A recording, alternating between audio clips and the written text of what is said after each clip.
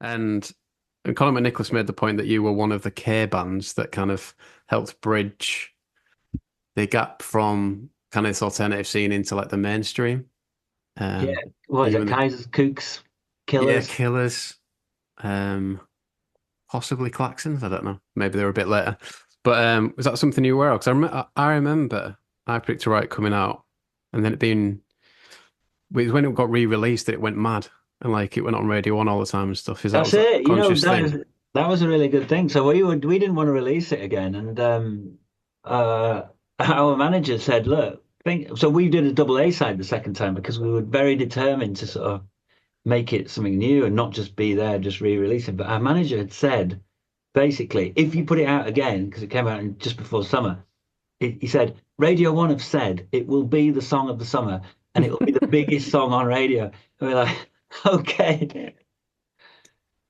Even then, we were like pushing back against it because we didn't, because there was a whole culture of selling out back then, which doesn't exist anymore.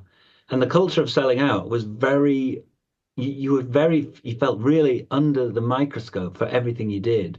So we never, ever, ever did an advert while I was in the band. We never, but I mean, things changed after I left in terms of like, well, loads of things culturally and financially and everything. So, um, no adverts, no, you were just trying really hard to do the right thing. And so we wrote a song called Sink That Ship and we called it a double A side. And I think it was only for us really because no one noticed Sink That Ship. No, I remember went absolutely bananas. Like, kind Yeah. of took things to a next level for you, type thing. The first time it got released, we had one play on Radio One. Joe, maybe in the afternoon actually. That was sort of not in the specialist shows, but yeah, Radio. Joe Wiley played it one afternoon. Very exciting.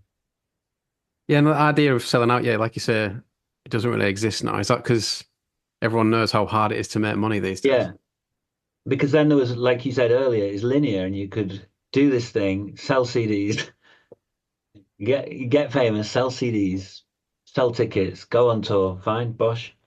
Um, and now it's so spread out. So, when you're getting your 0.0001p from Spotify, like we were selling CDs in Tesco's, and when you do your shop, people were picking them up and sticking them in the trolley at the end. And like, they were 13, well, not 13 quid in the shop, in the supermarkets, but they were 10 quid. I mean, can you imagine that now? It was an easier route to making money. So, and don't know, I can just, imagine you hit quite a lot of demographics. I imagine like it wouldn't just yeah, be that younger crowd. It'd be like, I can imagine like older people being into it at that time as well. 50 Like you say, quid if man, it's they used to readily call it. available in Tesco, then 50 quid man. Do you remember that term? no, I don't think 50, so. 50 quid man was the guy who sort of, he's got a normal job, he's 40, drives a normal car, but still loves music, spends 50 quid a month on CDs. What a guy. Where's he disappeared to? I suppose Yeah. it's vinyl now, and people are more Oh, yeah, that's true. Yeah. they're stuck in with vinyl. Maybe not Yeah. 50 quid a month. I don't know. Maybe, yeah. Suppose that's like two vinyls these days. It is. I mean, God, sometimes you get a new vinyl, it's 30 quid.